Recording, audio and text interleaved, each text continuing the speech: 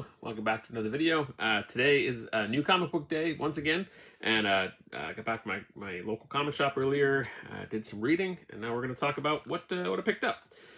First, we'll start off with, this is just kind of like a bit of housekeeping. It's not really anything new. We talked about it last week. It's an issue of, that my shop didn't have in, couldn't get in, and then finally was able to get it in.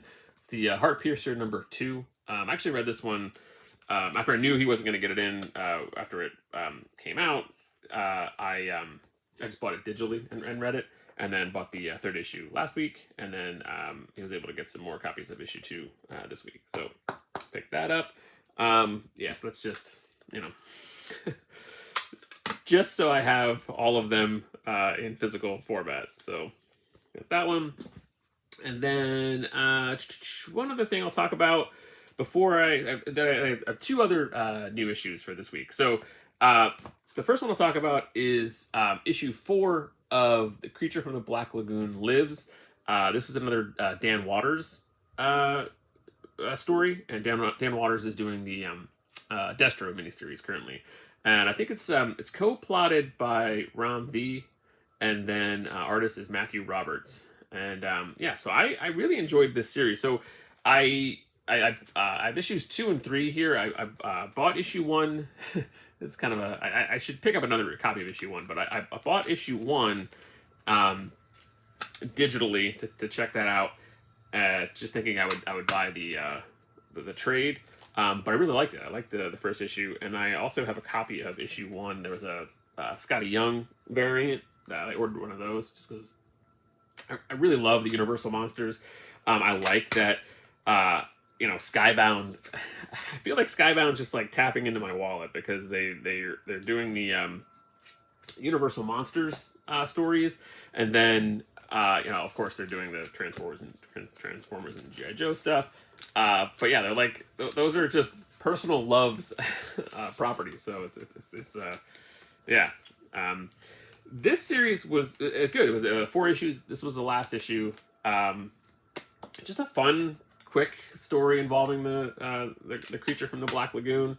It was just a good horror story. There were some elements I was not expecting. It wasn't just it wasn't just a retread of a familiar territory. Really enjoyed it. Thought that was fun. So to kind of piggyback off of that. This I've had for a while. I haven't read it yet. It's the Dracula hardcover from Skybound's. They launched their Universal Monsters project with Dracula, and this is written by James Tynion, and art is Martin Simmons. And I really like the art in here. I think it's really moody, and I think they did the Department of Truth. But yeah, I just love there's an example of some of the art in there. So with this, being that it's so stylized and the moody art, I don't want to read this until the fall. Like I want to read this closer to Halloween. So I just kind of held off. I read a little bit of the first issue. I liked it. I thought, I'm gonna wait. I'm gonna hold off because I want to, just when it's more seasonally appropriate. I didn't get that vibe as much with Creature. I thought that was just kind of like a good sci-fi horror type story. So, but with the art, especially in the Dracula series, it made me want to hold off. So, all right. And then the last issue I picked up is not one that I necessarily planned to pick up. It's the new relaunch of Teenage Mutant Ninja Turtles.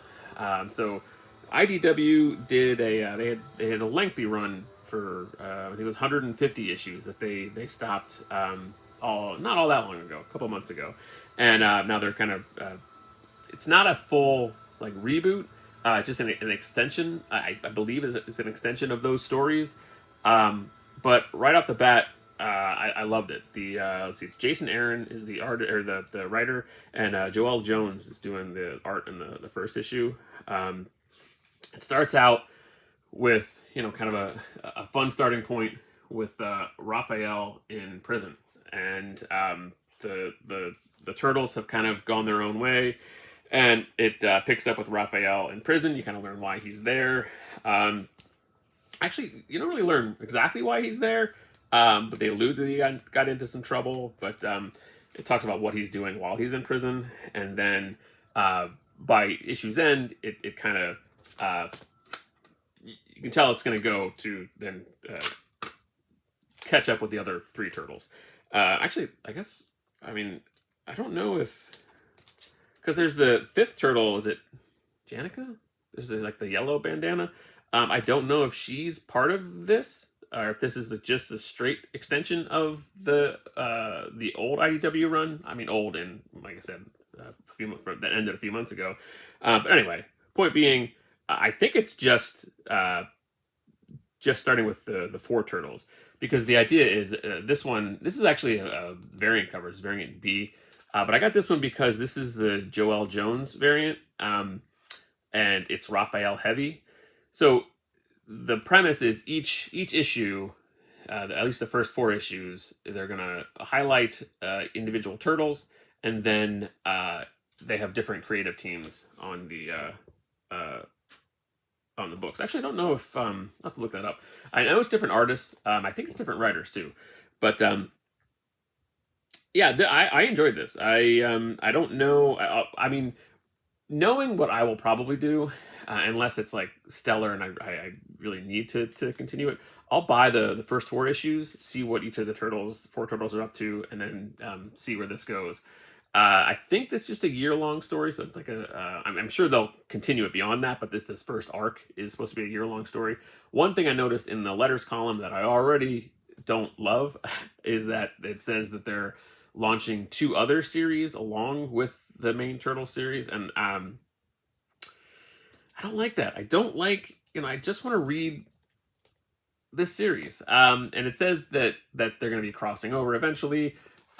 So reading that right off the bat makes me want to like just get the first 4, see what the turtles are up to, and then go from there. If it's amazing and I really am hooked, then I'll keep buying it. But yeah, they get a knock for kind of teasing the fact that like, oh, this is like we're starting up now. There's going to be 3 series, 3 ongoing, series in that universe, and I don't love that. And then lastly, I picked up. I've been eyeing this for a couple weeks. I just needed to do it. But the Cobra Commander trade paperback. This is the volume 1 of the Cobra Commander series. I haven't reread this yet, but I enjoyed this series. I mean, I don't want to get too deep into it just because I always seem to talk about the Energon universe. But this was a good kickoff to to see where Cobra Commander is coming from. Introduces him to a couple of the different characters, like different factions, like the Dreadnoks and Destro are talked about in this, and also it touches on Cobra La. So if you're familiar with like the animated G.I. Joe movie, introduced like Cobra La into the lore, which I know is a kind of a in the G.I. Joe fandom, there are those that are like pro Cobra La, and there are those that just can't stand any of that. But that's like more like the snake-like characters in the series. I don't know if I can find like a kind of what I was talking about right here. Those like that faction of characters. But yeah. Anyway, that's what I picked up this week. I ended up spending, I think, $31 today. But I spent $18 last week, $31 this week. It included an issue that I needed to catch up on with the Heartpiercer, and then finally grabbing this. So I still consider it pretty much on budget. So there were some other things that I think there's some really cool series that like. There's a Dick Tracy comic that I thought looked kind of interesting. I don't know that I'm gonna to jump into that, but maybe one of these slow weeks. Art looked decent on that. Not like didn't like immediately. I picked it up and looked through it, and it's still on the comic shop shelf. So I liked it, but not enough to jump in today. So the other thing I did today was I ordered the Dynamite. Our buddy Nick Barucci is doing a variant cover for Thundercats number 7. It's a Mannix variant cover, so it's good to see him get some love. So ordered some copies of that, and then also there was a foil version that I had the comic shop owner, and I was talking to him. He wasn't familiar with Mannix. I said, hey, why don't you order a couple copies of this, and then if they don't sell, I'll buy all of them, but just to have them, because I know I'll probably see Mannix again at a show. So yeah, I just introduced the comic shop to Mannix and said, hey, maybe something you want to carry, and he actually liked it. He liked the style a lot. And so then we also, when we were looking for that to order it, then I realized there was a foil variant as well. So yeah, getting some Mannix comics on the horizon. So, well, at least variant cover. All right, so that's it for this week. Thank you for watching this one, and I will see you soon.